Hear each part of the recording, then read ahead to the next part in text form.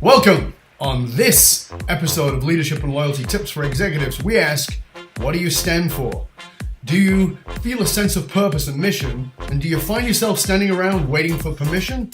If you do, how can you use social media to recreate and relaunch yourself, your mission as a personal brand? Welcome to Leadership and Loyalty Tips for Executives, entrepreneurs, and leaders, whether you're a personal leader or a leader of others. This is part of the Full Monty Leadership Interview Series. I'm your host, Dov Barron, founder of Full Monty Leadership. If you're a new listener, a new viewer, thank you for joining us. Strap yourself in. We're about to go full Monty. If you're a regular, a big thank you to you for being one of the 1.5 million downloads and making us the number one podcast for Fortune 500 listeners, consistently keeping us at the top in family business, next-gen leadership, human resources, and a whole bunch of other categories. So thank you for sharing the show with everybody you know. Remember, we always need your help in staying relevant, so get yourself over to iTunes, rate, review, and subscribe to the show. All right, strap yourself in. We're about to dive in. Our guest today is Chris Dessi. He is an award-winning digital thinker, author, television and radio commentator, an in-demand speaker and educator. Chris is the CEO and founder of Silverback Social, apparently the gorilla of social media. Silverback is an award-winning digital marketing agency. Chris regularly appears on NBC, CNN, and Fox News, for which we're going to forgive him, and Good Day New York.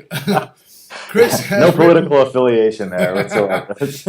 Chris has written 3 books. His first is a leading social media book titled Your World is Exploding, How Social Media is Changing Everything and How You Need to Change with It. He also wrote, was author of a leading personal brand book titled Remarkable You, Launching Your Personal Brand, Becoming a Thought Leader. And just like you, 24 interviews of ordinary people, that's bullshit, because I know some of those people, there's nothing ordinary about them, who've achieved extraordinary success. And in his book, he really did interview a very wide range of folks who've had a massive and varied background, and I'll certainly give him that. So, Chris, welcome to the show. Put your hands together, ladies and gentlemen. Welcome, Chris Dessi. The crowd roars. Thanks for having me, man. Good to have you here, mate. Good to be here. Very good to be here. So tell us, let's start off by tell us why being a pissed off loser is the key to your future success. Tell our viewers why that's important. I mean, it might not be for your listeners, but it was certainly key for my success. And I start off often telling people that I'm a loser because during the economic downturn here in the United States, there was a period there where I was terminated 3 times in 2 years. And I had learned a couple of things about technology and how to leverage technology to get myself decent jobs. But then I realized after the 3rd layoff that I really needed to take this myself and become an entrepreneur and move forward from there. And it was really just my story. I just had gotten my ass absolutely obliterated and decided that nobody else was going to take control of my destiny other than myself, and then I better, pick myself up and do it myself. And that's when I launched Silverback. So, yeah. Isn't that something that so many people in the corporate world, I think that the 08-09 collapse brought a lot of people to that realization, shit, my whole destiny is in the hands of some VP, some C-suite individual, and I don't really have much control. I think I'm on this great ladder of success, and then the economy goes tits up, and the rug's pulled from underneath you, and you're dead in the water, right? So I think a lot of them came to that realization that I need to do something, but they did exactly what they've always done. They went, oh well, it's over now, and I'll try and find another job that'll pay the mortgage. What do you think was the distinction for you that you? When it sort of came back a little bit, you didn't go, yeah, I should go find another job. Because as well as I do, entrepreneurship is not exactly stable. Yeah, it's not stable at all, but at least it lands in my lap to control it. The reason why it happened for me is because those 3 times in 2 years happened so quickly. 2 years sounds like a long time. That is whiplash when you go through 3 jobs. Like imagine the interview process, you get the job, you announce to friends and family, you post on LinkedIn, I'm at the new job, it's really exciting. 5 months later, that company gets acquired, you're the first round of layoffs for that company. So it was layoff, I leapt to another company too quickly to just get that job, to get that paycheck, set a family, and all that stuff. Yeah, exactly. Get that job. Then there was a little overlap where I was getting severance and I had the job, thought I had it made. Then I work at a company for 5 months and they get acquired. I get laid off again. I took 3 months off and said, let me focus. I really want to get into social media.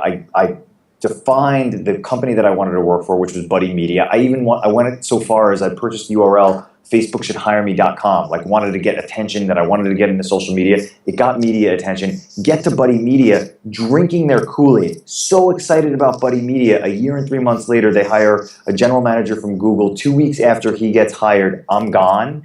And this is a company that I sought out, that I loved, that I admired. I wanted to be in social media. I really wanted to be a part of them. I got motivated to get into social media by Gary Vaynerchuk, hearing him speak in 2008. I brought Gary to the Buddy Media offices and he incubated VaynerMedia in the Buddy Media offices. So here I have like my hero underneath the same office of Buddy Media. My life was perfect. And then I got laid off because the Google guy just didn't like my face after he was hired for 2 weeks. That reality of, even if I love them, admire them, drinking the Kool-Aid, working my ass off, closing the deals that they told me to, I was working with the NHL, Michael Kors, Saks Fifth Avenue, closing big enterprise level deals for them for social media, and then still getting laid off. That's when you say, okay, I've done everything that I can within my power and definitively tapped out my intellectual, equity, that if I don't do it myself, this will be the death of me. Like, it was literally that, not to get too dramatic here, but when I got laid off from Buddy Media... But you are Italian. Yeah, I'm a guinea. The hands, and I'm very dramatic, and I It's sweat. okay, I understand. But when it happened the last time, I couldn't speak. Like, I was so in shock. In hindsight, I'm like, I think I might have been having a panic attack, because it was just one of these things where anybody that would listen to me, Dove, like, I was like, Buddy Media, it's social media, social media. So now I've lost face 3 times in 2 years. And, there's this unfortunate thing, especially as men, right? Like, we want to be, put on this facade that we've got it under control, man. I'm deciding to go to this other, so full of shit. Don't want to be vulnerable at all. Don't want to articulate that vulnerability. So you try it, and once it happens the 3rd time in 2 years, you really just need to acquiesce and say, listen, I got my ass kicked, man, and I'm going to do it on my own. I'm going to figure it out and see how it goes, and the rest, as they say, is history. So, you started Silverback. That came out of really necessity, but you already had a passion for social media, as you said, inspired by Gary, and Gary rocks. But how did I'm trying to get I get the piece around you want to be in control of your own destiny, and I get that you see Gary and what Gary Vaynerchuk is doing. But what was it in it for you? Like, why was that the pull? Because, I'm old enough, I've been around long enough to remember the internet before Internet 2.0, which is what social media was called before it was social media. We were all like, what the hell is going to be Web 2.0? And so what was it in it that for you that said, that's the gig? What was it that had that personal pull? Because I think that all of us, whether we know it or not, are pulled by a personal purpose. Was there did you see a tie there initially, or is it something that evolved? Yeah, so for me and my experience, I learned about social media because I was ambitious. I had been in the online world since 2000. I have a master's degree in direct marketing, worked at a stodgy direct marketing company at Time Inc., and then immediately got into the .com hustle in early of 2000. When I was a director of sales at an ad network in around 2006, 2005, 2006, I wanted to be a vice president of ad sales. And I had been there by 2007. I had been there like 3 or 4 years. And I was just ready for a move up the ladder at this point. I was doing really well, making really good money. I liked my job. I loved my boss. didn't want to play a political game. So I'm like, time to go to another company, right? So I would go on interviews and in 2007 and give my resume to a headhunter. I remember I spent $1,000 to get my resume professionally written, polished up. And all of the headhunters would send me on job interviews to be a director of sales as a lateral move. And it was very frustrating for me. And they were like, oh, you're going to get $10,000 more a year. This is a great company. They're on an upward trajectory. I'm like, listen, I'm at a really good company. They're making money. I'm just saying that, my wife is pregnant with our first child. I want to buy a home. I need to go to that next tax bracket. And the only way that I think I'm going to do it is getting a new job. So I started a blog. And I bought the URL, chrisdessi.com, and I wrote a blog post about MySpace. This is how long ago it was, right? And wrote the blog post about MySpace. Let's just pause for a moment. A moment of silence. For those of you who don't know, get in your time machine and go to MySpace, which was the pre-Facebook thing. Hey, do you know that Justin Timberlake bought that? I did know that, and he didn't do anything with it. He's done nothing with it. But who knows? Maybe he'll do something with it. Now that we're talking about it. Yeah, obviously we've reignited that. It's obvious. Come on. Yeah. So I wrote about MySpace, and I'd read an article in Harvard Business Review about the fatal flaw of paying for performance. So I wrote about performance marketing and kind of combined that into what was happening with MySpace. And I wrote the one blog post, sent it to the headhunter, who sent it to the hiring manager for this Berlin, Germany-based ad network that I was interviewing for. Went on the interview, and the big German guy didn't want to look at my resume that I had spent $1,000 on. All he wanted to talk about was my blog post. And he was fascinated by it. He was intrigued by it. He's like, Chris, you get it. You understand what we're doing. You understand what we're trying to do in the United States. And I think, for me at that moment, that was 2006, 2007. I understood that social media didn't necessarily mean, because then it wasn't Facebook, it wasn't Twitter, it wasn't anything. It meant control from the individual. And it's this, right, Doug? It's the ability that you don't have to go to a radio station or a television station, that we can just use Skype and record, and we can, post the video as well as the audio on iTunes, and take the audio content and put it elsewhere, and you're the creator. And there's no producer whispering in your ear right now saying, tell Chris to wrap it up because we got to go to commercial. You know what I mean? And I think that when I defined that before, then I got the Xanax and I got laid off. Then I went to another place 5 months later, got laid off. Then I went to Buddy Media, got laid off. But that initial experience of being able to take control of everything that was happening in my world, just by putting what I knew out there into the public, that was the key for me, where I'm like, this social media thing, man, that is it. So for those who are watching who, because I like to think of it that, we do serve C-suite individuals who are really the guys you were, right, in the corporate world, who are climbing the corporate ladder. And then there's a lot of entrepreneurs who watch us, and entrepreneurial individuals who watch us. And I think that when I go into a company, I do a lot of work with organizations. I go in, I work with their C-suite. I work with their leadership team, the top people. And it's fascinating to me that people don't understand. One of the pieces we do is working on your personal story and developing your purpose story as an individual and then as an organization. And if you do the one as the organization without the personal one, it doesn't work. If you do the personal one without the organizational, it doesn't work. So you got to have both.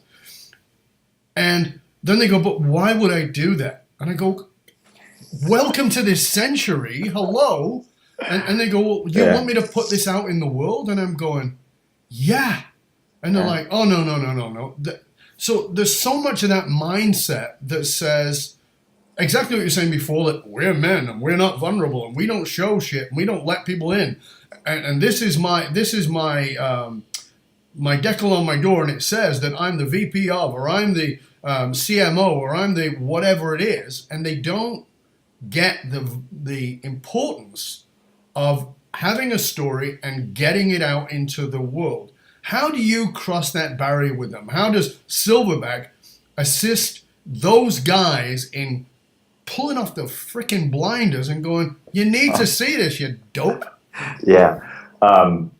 Such a great question. I like the way your brain works. So I had this conversation yesterday with a gentleman that has been running a construction company, a contractor for 35 years. This guy is, the multimillionaire next door. Right. He has built this phenomenal career. He's never done any of this, and he was having trouble understanding it. He's like, why do I want to do that? People don't care about what I had to eat. People don't care about that stuff because they have when people think Facebook or think social media, they think in those platitudes. They think of the silliness, the people, the over the top, the Kardashian stuff, the selfies and all that. And I understand that sort of pullback for those executives because they've been raised in a different generation.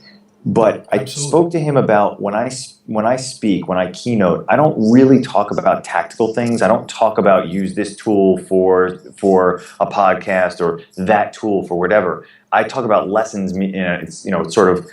Innovation starts with you and understanding that you have the control over generating content, like the fact that you have control over podcasting. But then I talk about human elements, right? And the human elements are things like my most trafficked blog post for a certain period of time had nothing to do with social media, had nothing to do with digital and technology, what I usually blog post about. It was after an experience when my infant daughter, at the time, she's now 5, had a seizure, and we thought she was dying. I didn't know that she was having a seizure. Woke my wife and I were downstairs. We came upstairs. We heard a sound. I picked her up. Her head was wobbly. I couldn't see that she was breathing. Then I remember getting frustrated at myself that I didn't know how to do CPR, and I was like, oh my God, my baby's gonna die in my arms. I had a 3-year-old at the time that was watching this. My wife is watching this crying. I'm about to cry, and I'm like, I gotta keep it together. I realized in that moment, I need to run outside. We called the EMT to come to the house. I need to run outside because I don't want my wife or my 3-year-old daughter to witness my infant child dying in my arms. So I said, she dies, she'll die outside with me. Daddy will be with her. I run out to the street, the ambulance comes, she's fine. She's perfectly fine.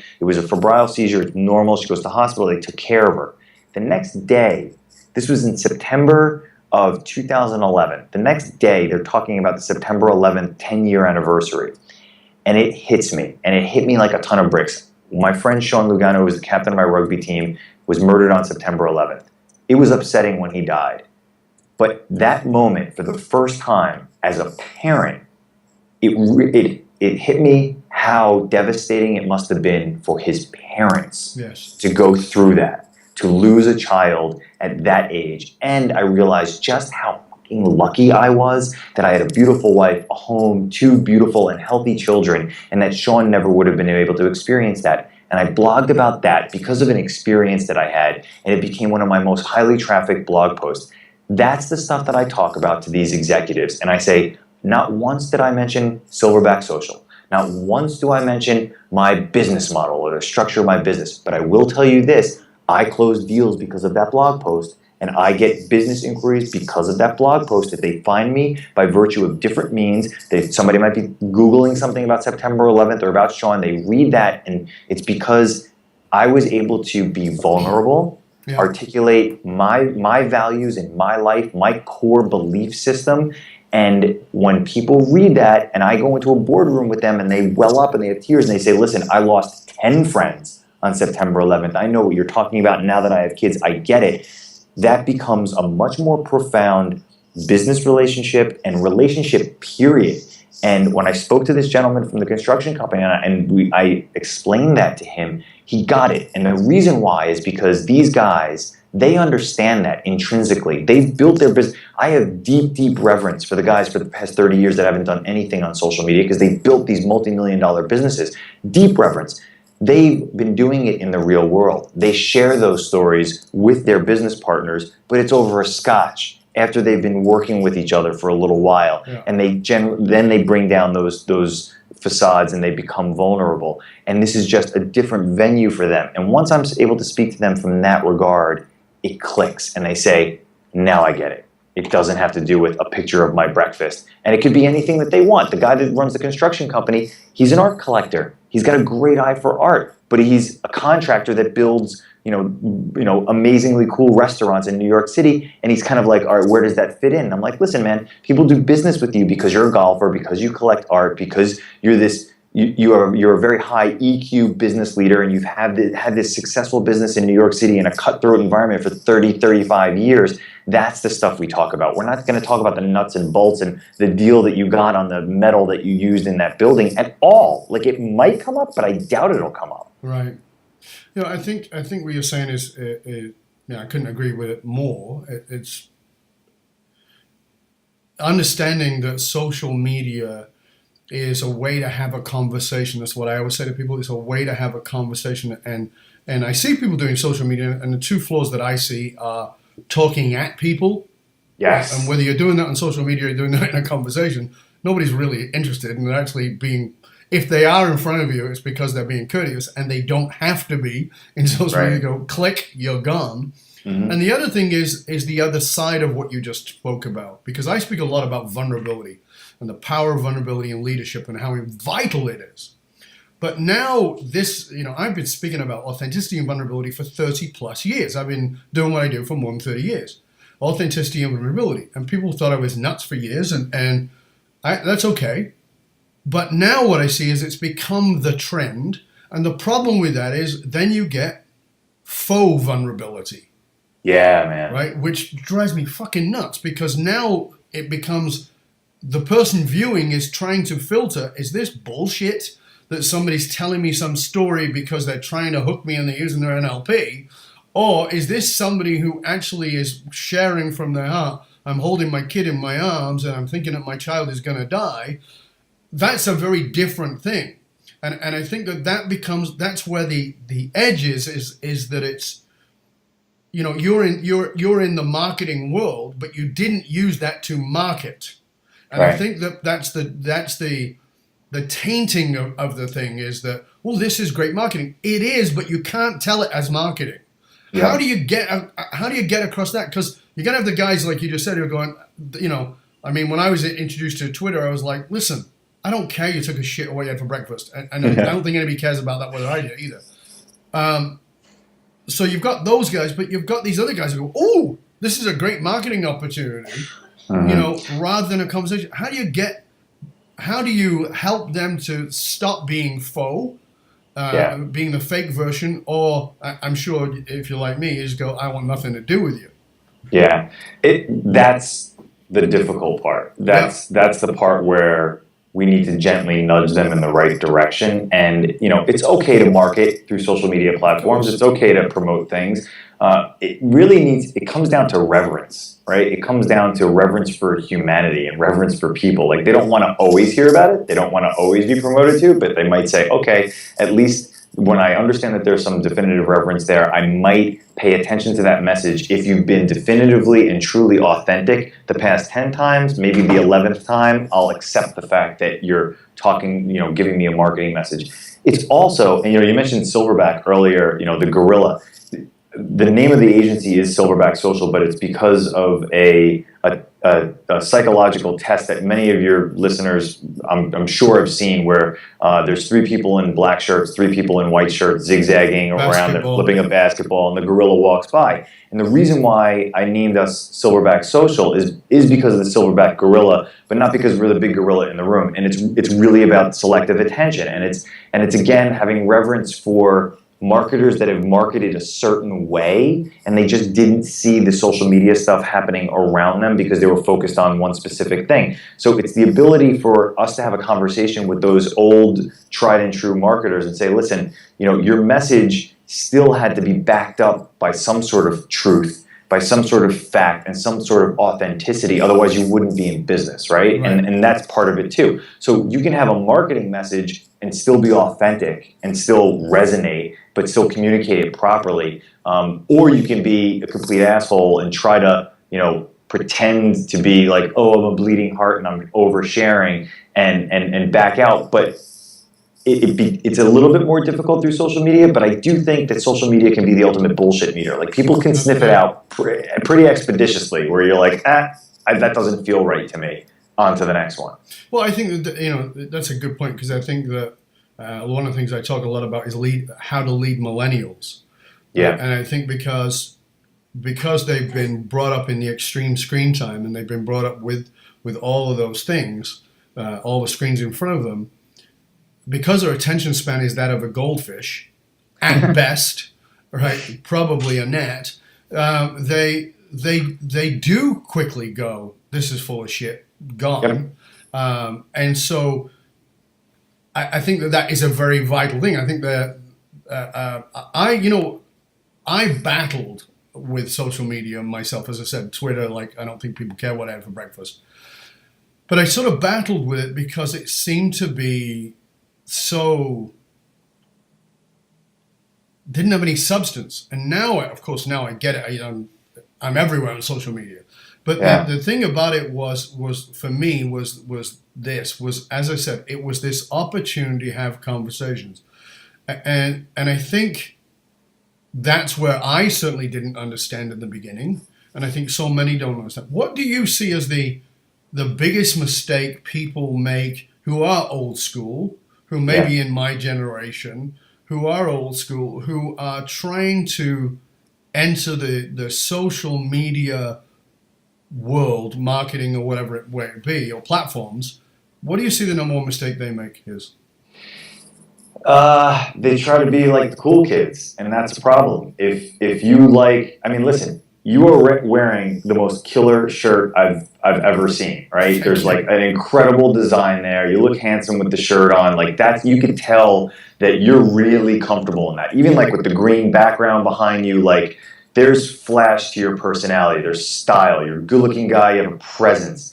If you showed up, you know what? I'm gonna have to buy you another drink and. Yeah, man. No, don't worry. We'll later, baby. For that one later. But if you're not being authentic to who you are, again, that backfires, right? So it's about guys in our generation trying to parachute in to Snapchat and be like a 15-year-old, and that's where it goes really wonky. Now, I'm on Snapchat like crazy, but my Snapchat stories are all about the things that I'm living organically. It's me interacting with my daughters and my wife, and it's me going to conferences, and it was me, yesterday or 2 days ago seeing Gary Vaynerchuk and hanging out with him and then talking to him and then having a conversation at the conference afterwards and then getting interviewed at the conference. And then, so it's when people try to, it comes down to authenticity and lack of vulnerability, where they think that they're trying to play in a different world. And if you say to me, I'm not comfortable doing Snapchat, super. Then let's talk about something else. Let's talk about content marketing. Then maybe it's blogging, and then maybe it's just writing. And okay, I'm not a writer. Great. Then let's get you in front of a camera. And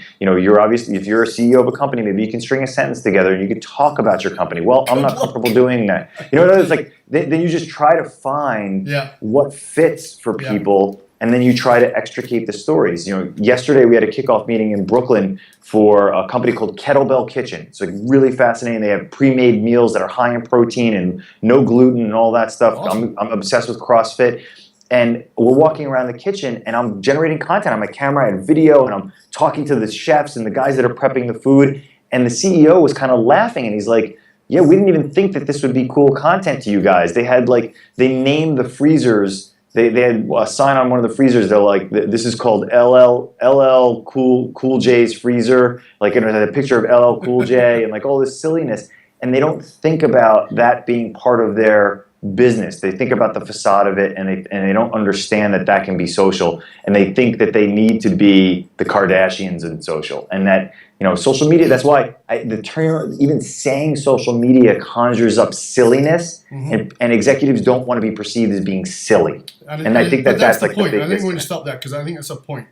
It's perceived as silly, and they don't want to be silly. So how do you shift that? Because there's people watching this right now going, yeah, the only social thing I do is watch this podcast. Right. And again, I'm not a Kardashian. I don't give a crap about what you had for breakfast. This is just silliness. And I don't want to, and I would never watch the Kardashians. And I don't want to be perceived as silly. How do we get them to go, listen, mate, this is the best tool you've ever been given, right? This is God's gift to you via Chris Dessi. Get your ass in gear and get on board. How do you get them to? How do you break that thinking that it's silly? Because it's strong. Yeah, it's really hard. So I mentioned the conversation yesterday with the guy that's in the construction business, and as a contractor, what we're doing is we're writing 5 separate blog posts for him to review and curate with us. Yeah. Because here's the issue, right? He doesn't want to write something that would potentially embarrass him with his colleagues of 35 years in the contracting business. And he doesn't want to publish that, and he doesn't want to iterate and test publicly. He doesn't want to post it on LinkedIn, see what happens, wait for feedback, and then move forward. So it's about us putting him through that process to understand, okay, here are the topics that we're going to attack. And it's going to be, maybe it's about EQ, maybe it's about his experience as an entrepreneur, maybe it's lessons that he's learned on the golf course that he's applied to the business world, maybe it's his relationship with his 2 daughters, maybe it's lessons that he's seen over people that have gotten in trouble, because he talks about contractors getting indicted for illegal stuff. But like extricating those things, removing it from the day-to-day business stuff, talking about more life lessons, more like higher level life stuff, right. Writing them for him so that you can put it in front of him and then he reads it and then he goes, now I get it, before it even gets public. But like making sure that that stuff is done before it even gets public. I mean, everything that we do at Silverback is all about curating content, but telling a story, an appropriate story, so that we're not freaking people out when they see it being published publicly. It's us looking at it together as business partners, and then when they say, this is cool, that's decent, I really like this one, publish that one, then we put it out there. But it's tough, man. It's a balancing act, back and forth. And I could tell by your talking about it that you've experienced it by your interactions with the Fortune 500 guys. Yeah, absolutely. I totally get, and you clearly get it because of what happened to you in 08 or 09, this piece around having to have a personal brand. Yeah. For our viewers, for our listeners, give us a couple of tips on why somebody should have a personal brand who is a C-suite individual who thinks, what the hell, I don't need that. And how, where do they start to build that personal brand? Because a lot of them, I mean, you go on LinkedIn, I see them, they're like, come on, you couldn't be more boring. Yeah. Like, like you are a cure from freaking insomnia trying to read your page. Because they think a personal brand is putting a freaking resume up, and that's not a personal brand. Not at all. So help us. So firstly, if they think they're too good to build a personal brand and they're not going to get terminated, they're wrong. You would know. Duly, like with all due respect, they're wrong. And I love talking about this because it happened recently, like 3 or 4 months ago with ESPN. ESPN laid off like 40 executives. And they articulated in the PR announcement, these were 40 C-suite level, like these were management level. These guys were making over $100,000 a year. Now, I would venture to guess that the majority of those executives that got terminated at ESPN thought they were going to be at ESPN for the rest of their careers. And I would venture to guess that a lot of these guys had, golf club memberships, living in Connecticut, living very good lives, and not thinking that they needed to think about the next job because ESPN, that's it. It's the Shangri-La. What they failed to realize is that ESPN isn't a sports company. I would argue that ESPN is actually a digital company, but they didn't realize that until it was too late. And now they're kind of backpedaling, trying to figure things out. And I would think that those types of executives, and even if you say my company's bigger than ESPN and my company's, too big to fail type of thing, come on, we've all had those lessons. Your company could be Enron. It could be the next Enron. So and what I encourage executives to understand is that, listen, you've invested all this time and effort and money and energy in the company. Why wouldn't you do that for yourself? Why wouldn't you invest in your own personal digital brand equity? Because you're always going to be you. Your company might implode. You might hate your boss. You might get put into a project that you despise that isn't leveraging all your creative talents. And next week you might decide that I need to leave. If you don't have that personal brand identity, you're going to have trouble doing that. Here's where you start. I recommend that people start on LinkedIn, but I also recommend that, just like you said, it's a very smart thing to say, they don't replicate their resume there, that they write in the first person. When people write in the third person, Chris hates that, right? Like it drives me nuts. Like really third person on LinkedIn, that's ridiculous. That's not like, I know that you're the one that's writing. It's just like, hi, my name is so-and-so. This is what I do. This is what I'm talking about. And to extricate them from the idea that it is a resume is very difficult. If that makes them nervous, I recommend writing blog content on Medium or purchase firstnamelastname.com. I think in order to insulate yourself in terms of any sort of personal brand attack or personal brand identity. When somebody Googles your name, if it's as simple as you're sending out resumes, and when somebody gets their resume, they're definitely going to Google your name. When they Google your name, I want you to control the first few results. The first few organic results, I want that to be content that you've created. And that's why social media is so important. It gets referenced by search engines, right? So your Facebook page needs to be curated, your Twitter account needs to be curated, your everything that you're doing on LinkedIn needs to be curated, because that's your digital posture. That's what they're going to see when they Google your name. And, listen, I could go on ad nauseum tools that, oh, Chris, I don't write. Great. Install Hemingway app so you can become a better writer, and take your crappy marketing speak, put it into the Hemingway app. And it's called the Hemingway app because it forces you to write at a lower grade level, at like a 4th grade reading level, because as we know, the New York Times is written at a 7th grade reading level, but all of us idiots that have been trained in corporate America, we end up trying to write at like a 12th grade reading level because we want to sound smart, we want to use big marketing speak, and that's ridiculous. That's not going to be digestible for the internet. And then they say, oh, I don't want to write, I got to write these like BuzzFeedy type headlines. Go to CoSchedule Headline Analyzer and use that. It's a free algorithm that'll teach you to write more punchy headlines for the content that you're writing. Don't write so much. Give us those again so people so I can write them down. I'm going to write them down too. Hemingway app, like Ernest Hemingway, because it's named after Hemingway because apparently he wrote Old Man and the Sea at a 4th grade reading level. But that's an app, right? Yes. Right. It's you can install it on your machine. Okay, and the other one was with the headlines? CoSchedule Headline Analyzer. It's a free algorithm. You go online, you take your headline for your content, you put it in there, and it'll tell you whether it's good, whether it has power words, whether it has positive sentiment, negative sentiment, what happens is people are like, oh, I don't want it to write for me. It doesn't. No. It just teaches you how to write for the internet. CoSchedule Headline? Headline Analyzer. Headline Analyzer. Okay. Yeah. And we'll post this underneath and make sure that everybody can get it too. Yeah. But I want to make sure that even if you don't get a chance to come back, you can get it here. Cool. These are great tools, and obviously these can help people. Yep.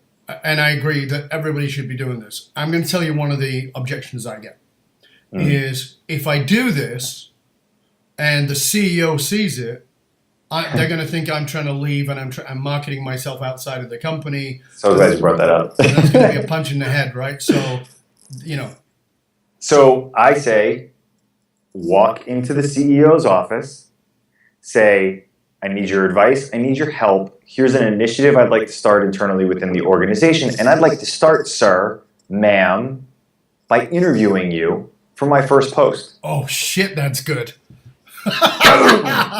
That is good. Every single time. Because listen, and this happened with another client. Rails. 2 weeks ago, we had copywriters. We're on a kickoff call, our copywriters, and she's talking, and she's singing the praises of the CEO of her organization. It's a family-run organization. She's like, this guy is so high in EQ. He's like, he pours his heart out, and this is the reason why the business is so successful. And I said, your first post is an open letter to him. An open letter to the CEO singing his praises. And this is why, like you mentioned the book, the 24 interviews of ordinary people that have achieved extraordinary success, that I just interviewed smart people on my blog, people that inspired me. And I sent them a couple of questions, and it was fascinating stuff. And then I stapled it together, and I was like, oh, crap, I got a book. That's really cool.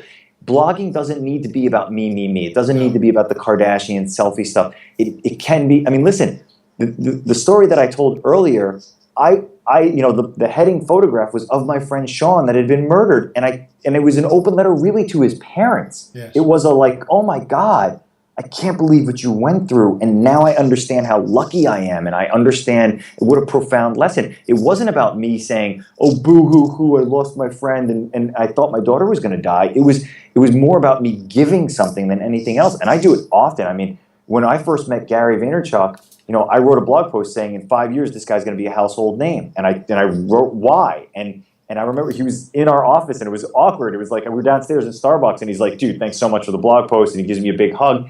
And my boss at the time, Jeff Ragavan, who was one of the founders of Buddy Media, was just like, God, you like writing all these blog posts about people, and I'm like, it's wonderful, like it's lovely. It's like if you're going to sing the praises of somebody that you love, admire, and respect, the love that you get back is fantastic. So. I would say if you're concerned about pushback from your organization, make it about inclusion and make it about. And if the CEO says, that's embarrassing to me, and I don't want you writing about me, but Sue, who's been with the organization for 35 years, I'd love for you to feature her. That's cool, man, and that becomes much more fun and much less a push, like you talked about earlier in the beginning, much less of a push and more of a pull and more of an like an engagement in a conversation. But I think you said something that's profoundly important that I think people miss. Those CEOs and those executives who see, or those individuals who see social media as silly, see it as silly because they judge it based on a certain group of people who certainly get the most attention online, and they are the look at me crowd, right? You know, here's my tits, here's my watch, here's my shoes. You know, they're screaming for attention, and the people who actually have that level of power don't need that kind of attention. They're not doing that kind of stuff at all, so that they're afraid of becoming those people. But I think what you said there that I really sort of want to drive home for people is the people who really know how to use social media. So I'll give you an example because you brought it up and I think it's great. Let's say Gary Vaynerchuk. Yeah. How many times, because I love Gary stuff too, and I, loved Crush It and everything since, and, I love him, I've got some friends in common. I love what he does. But of all those Ask Gary things and all those things that he does on a daily basis, how many times has he said, and I'm sure you've watched everything he's done, how many times has he said, you should do business with VaynerMedia? I've never heard him say it. Exactly. And how many videos has he done? How many blogs has come out? Like thousands upon thousands, right? Yep. Why? Because Gary understands something that we in the social media interactive world forget. That if you want to be good at social media, make the focus the very thing that Chris just said. And that is giving. Yep. Period. Exclamation mark. Punch you in the head. Slap you on the side of the head. Wake you the fuck up. It's about giving. Right? And that's what you just said. It was about the giving this open letter to your friend's parents. It's about how can I give something back? And if your vulnerability has to be about giving. I did a video recently. I actually put a post on Facebook and said, how can I help you? I just was like, I wonder who I've not helped and how I can help. Right? Dude, that's weird that you said that. Finish your story. I'm going to tell you something. So I put that out on Facebook. Yeah. And I got a bunch of people, I said, I wonder how I can help you that I have never thought of. This guy writes to me, is a guy who's followed me for years on Twitter. He's a leadership guy. He's a military guy. He goes, do something for the vets.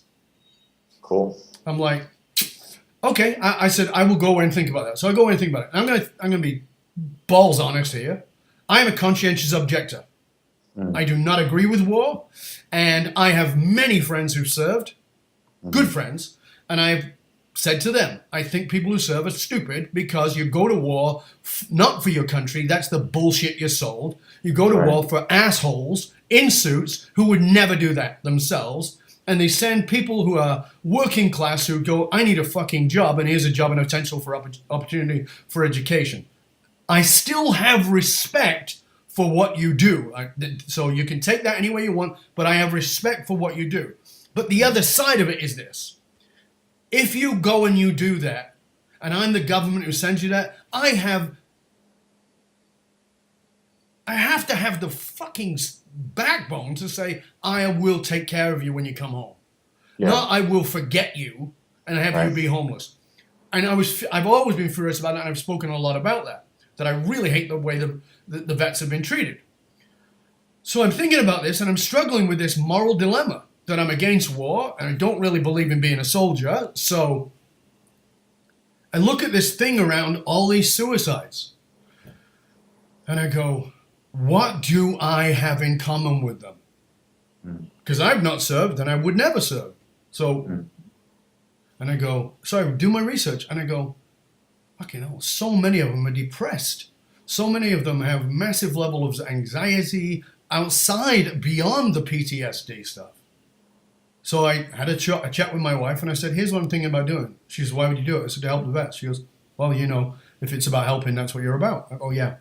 I did this video and I talked about how since I was a child, I've struggled with depression and anxiety. And how that anxiety has gotten very serious in the last few years, and I've had to ask for help, and how hard it is for those of us with a da-dum personality, or that we are seen as the leader, or we're seen as the military person, or we have this bravado, and it's hard for us to get down from that freaking pedestal and go, listen, I'm struggling here, mate. Can you help me? And I said, I'm doing this for two reasons: to help the vets, to say, ask for help, but to have you pay attention to, just because somebody seems like they've got all their poo in a pile doesn't mean that they don't need your help. And don't make yourself less than them or better than them, because we're all humans. Love it. Right? That was the process of giving that. That was all it was. And that's got so much attention because it was about, like, the only purpose of it was this guy, Earl, said to me, can you help the vets? And it was like, all right, how can I serve? What can I do? And I did a one on Facebook 2 days ago, live feed, and said, be big enough to ask for help. And I got like a massive amount of people asking for help of each other. Not me. I became this conduit, a catalyst for others. Like, so cool. And that's why I want to get everybody to pay attention to what you said, Chris, that I think is vital and I think is missed. The key feature of social media for building your rep, for building your brand, is, are you a giver or a taker? If you're look at me, you're a taker. Are you a giver? How can you do it? And that means you can also ask. So thank you for that, because I think it's a key point. That was an amazing story. And I knew I liked you. That's huge stuff, man. That's tremendous. I mean, it's that.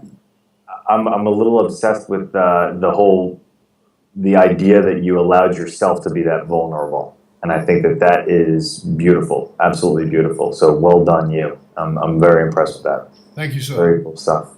Tell our viewers, tell our listeners how they can find more out about you. I know you're on YouTube, you got your blogs, you got all this kind of other stuff. Tell them how they can reach out to you, how they can find out about you, and how they can best get in contact with you, maybe bring you in to work with their organization, to speak at their conference, whatever it is. Sure, they can go to chrisdessi.com. That's my blog, very creatively named, chrisdessi.com. Spell Dessi. D as in David, ESSI. Or they can go to silverbacksocial.com, find me there. But really, if you just search Chris Dessi, you'll see all my stuff. The Twitter account is Chris Dessi, Instagram account is Chris Dessi, Snapchat is Chris Dessi. So first name, last name. You have everything there. Cool. So is there any one place you want them to go get something? You've got something you'd like to give, or you want to help in some way? Is there some specific thing? Because like you said, you're everywhere, so I get it. I mean, if they go to my blog, they can get the first chapter of my newest book, Remarkable You, for free. Cool. So that's always a good thing. All I ask is for their email in return. I am very gentle and respectful of people that share their email with me. They will not get spammed. Oh, come on. I give a lot of stuff away. They will get LinkedIn white papers. They will get personal branding white papers. They will get lots of content that I've built over my entire career for free. So come and join the party over there. Very cool. And in that last book where he interviews ordinary people doing extraordinary things, some of my mates are in there, and including Jeff Hazlett, who is one of my mates. And Jeff is not. There's nothing ordinary about Jeff. Come on. That's why I said you're so full of shit. Jeff is not ordinary, but you know what he is, and this is what's interesting, because Jeff is a guy. He was the CMO of Kodak. He's the #1 show on Bloomberg. But you know what he is? He's just a bloke. He's just. I mean. One of the things I love about Jeff is him and I will get on Skype and we have a chat, and I'm talking about his grandkids. He's talking about my grandkids. He's just a decent bloke. And it's one of the things I've loved about social media. How many people I have been able to connect with that when I started 30 years ago, you would never be able to get to these people. And people are so much more accessible. Just don't show up with your hand out. Show up looking at how you can give. And I promise you, people are way more open than you can imagine. It's been great having you here, Chris. Hope you'll stick around for a couple of minutes as we finish up. I want to thank you, dear viewer, dear listener. Thanks for joining us. And if you are serious about embracing the kind of positive disruption that will take place from having truly authentic leadership going on inside of your organization, inside of your culture, that will create 10 times the engagement with your people and with your customers, get over to fullmontyleadership.com. That's my website. You can find out more about me and what it is we do. And remember that I gave you a gift. I put this new program together called the Authentic Leadership Matrix.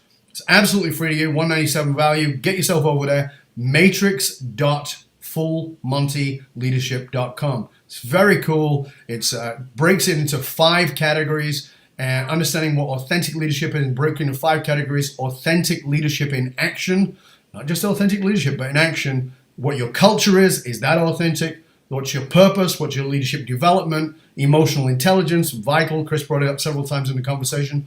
And communication and conflict resolution. The 5 separate categories that will make you an authentic leader. You think you're an authentic leader? Get over there, check it out, find out if you really are. Until next time, thank you for joining us here on Leadership and Loyalty Tips for Executives, part of the Full Monty interview series. Again, my name is Dov Barron. Thank you for sharing the show with everyone that you know. And remember to always keep us relevant. Get yourself over to iTunes, rate, review, and subscribe to the show. Until next time, stay curious, my friends. Stay curious.